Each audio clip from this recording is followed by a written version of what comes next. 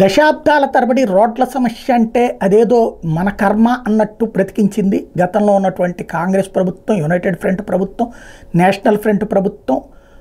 అట్లాగా దానికి ఒక దారికి తీసుకొచ్చినటువంటి వ్యక్తి వాజ్పేయి. అంతకుముందు హైవేలు ఉన్నాయి, కాకపోతే ఆ 4 లైన్ రోడ్లే గొప్ప. ఎప్పుడు కూడా మనం ఇదివరకు ఒకసారి నా వయసులో ఉన్నటువంటి వాళ్ళందరికీ తెలుసు, హైదరాబాద్ వెళ్ళాలంటే రోడ్డు ఎట్ట ఉండేది, కోల్కతా వెళ్ళాలంటే రోడ్డు ఎట్ట ఉండేది, చెన్నై వెళ్తే రోడ్డు ఎట్ట ఉండేది అని. ఇక్కడి నుంచి చెన్నైకి వెళ్ళాలంటే 14 నుంచి 16 గంటలు బై రోడ్డు వెళ్తాయి. ఎత్తెత్తిసిరేటటువంటి రోడ్లు ఉండే హైవేలు.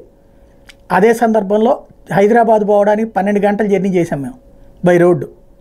ఇవాళ రోజున ఈ రోడ్లు వచ్చినాయి అంటే స్వర్ణ చతుర్భుజి కిందన అటల్ బిహారీ వాజ్పేయి టైంలో ప్రారంభించినటువంటి అంశం. ముసలోడు కాబట్టి నడవలేడని చెప్పేసి ఇట్లాంటివి పెట్టుకున్నారని విమర్శించినటువంటి దుర్మార్గులు కూడా ఉన్నారు ఆ రోజుల్లో. బట్ అసలు వాహనాల రవాణా, సరుకు రవాణా, మన బ్రతుకులు అన్ని రోడ్లతో ముడిపడి ఉంటాయి. అది దాని ద్వారా ఎంతో మెరుగుదల లైఫ్ ఉంటుందన్నటువంటిది ఆలోచించి సుదీర్ఘ వ్యూహంతో నాడు అటల్ బిహారీ వాజ్పేయి చేయడం వలన ప్రారంభమైంది. దాన్ని ఆ తర్వాత చచ్చినట్టు మిగతా వాళ్ళు కొనసాగించారు. కానీ వేరే వాళ్ళు అధికారంలోకి వచ్చినప్పుడల్లా ఆ స్పీడ్ డౌన్ అయిపోతూ ఉంటుంది. అయితే అప్పటికప్పుడు ఫెసిలిటీస్ విషయంలో ఆనాడు అటల్ బిహారీ వాజ్పేయి ఆదేశాలని తర్వాత వచ్చిన వాళ్ళు పట్టించుకోకపోతే ఇప్పుడు మోడీ సర్కార్ అది అమలు చేస్తుంది. ఒకసారి గుర్తుకు తెచ్చుకుని నాకు బాగా గుర్తు, నేను సిటీ కేబుల్లో పనిచేసే రోజుల్లో మంగళగిరి దగ్గర ఒక పెట్రోల్ బంకుని కవర్ చేసాం. అప్పుడే ఏంటంటే ఈ అన్ని పెట్రోల్ బంకులకి వాజ్పేయి టైంలో ఏం పెట్టారంటే రూలు, ప్రతి 60 కిలోమీటర్లకి ఒక పెద్ద పెట్రోల్ బంక్ ఉండాలి. అది 2-3 ఎకరాల్లో ఉండాలి. ఆ పెట్రోల్ బంకులో రెస్టారెంట్ ఉండాలి, అట్లాగే పిల్లలు ఆడుకోవడానికి ప్లేస్ ఉండాలి, హాస్పిటల్ ఉండాలా, పడుకోవడానికి ప్లేస్ ఉండాలి, డార్మెటరీ టైప్లో అన్నటువంటి. అందులో కొన్ని సంస్థలు పెట్టినాయి. అయితే అవుట్సోర్సింగ్ ఇచ్చేసినాయి పెట్రోల్ కంపెనీ. దాంతో 4 రోజులు జరిగింది. వాజ్పేయి గవర్నమెంట్ దిగిపోగానే యూపీఏ ప్రభుత్వంలో అవన్నీ మళ్ళీ ఆ పక్కన పెట్టినవన్నీ తీసేసి బిల్డింగ్లు కట్టేసుకుని అమ్ముకున్నారు, లేకపోతే అద్దెకిచ్చేసుకున్నారు స్థలాలతో సహా. అంటే ప్రజల కోసం ఏదైతే వసతి ఏర్పాటు చేశారో అది మిస్ అయిపోయింది. ఇప్పుడు మెయిన్ సమస్య ఏంటంటే డ్రైవింగు. ఎందుకు యాక్సిడెంట్లు ఎక్కువ అవుతుంటాయి? మద్యం ఒక ఆస్పెక్ట్, అది 30 నుంచి 40%. 60% జరిగేది ఏంటంటే రెస్ట్లెస్ జర్నీ అన్నటువంటి. రెస్ట్లెస్ జర్నీ, పడుకోవడానికి ప్లేస్ ఉండాలి. తర్వాత మోడీ క్రిందసారి వచ్చినటువంటి 2014 ఆ టైంలో రోడ్లు వేసేటప్పుడు ఒక మంచి కాన్సెప్ట్ తీసుకొచ్చారు.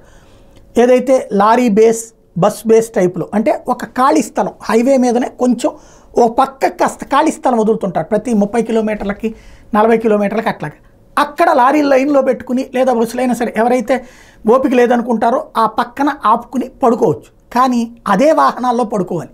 అప్పుడు రెస్ట్ ఎక్కడ ఉంటుంది? దాంతో ఎందుకులే ఇక అక్కడే పడుకునే కంటే అని కాసేపు 1 గంట పడుకున్నా అట్లా ముందుకెళ్ళిపోతూ ఉన్నారు. దానికి ఇప్పుడు పరిష్కారం ఏంటయ్యా అంటే టోటల్గా దేశవ్యాప్తంగా హైవేలన్నిటి మీద కూడా ఏదైతే వే సైడ్ ఎమ్యూనిటీస్ అన్నటువంటి పేరుతో ప్రతి 50 కిలోమీటర్లకి ఒకటి చొప్పున కట్టబోతున్నారు. దేశవ్యాప్తంగా 1000 కట్టబోతున్నారు. వీటిలో ఏంటంటే ప్రతి 50 కిలోమీటర్ల ఏరియాలో కూడా పడుకోవడానికి ఫెసిలిటీ ఉండాలి. అక్కడ పెట్రోల్ బంకులోనే పడుకోవడానికి ఫెసిలిటీ ఉండాలి. అక్కడే తినడానికి హోటల్ అవన్నీ కూడా ఉండాలి. అలాగే భోజనము, టిఫిన్లు చేసేందుకు ఏర్పాట్లు ఉండాలి. ఒకవేళ ఏమైనా తెచ్చుకుని వండుకుంటానన్నా అక్కడ ఏర్పాట్లు ఉండాలి. టోటల్గా ఇట్లాంటివి దేశవ్యాప్తంగా ఒక 1000 పెట్రోల్ బంకులు ఇట్లాగా దీని పేరే వే సైడ్ ఎమ్యూనిటీస్ అన్నటువంటిది దేశవ్యాప్తంగా అమలు చేయాలని నిర్ణయించారు. తద్వారా అలసట తీరడానికి డ్రైవర్ల విషయాన్ని దృష్టిలో పెట్టుకుని, వాహన యజమానులను దృష్టిలో పెట్టుకుని ఒక అద్భుతమైనటువంటి ఆలోచన చేసింది మోడీ సర్కార్.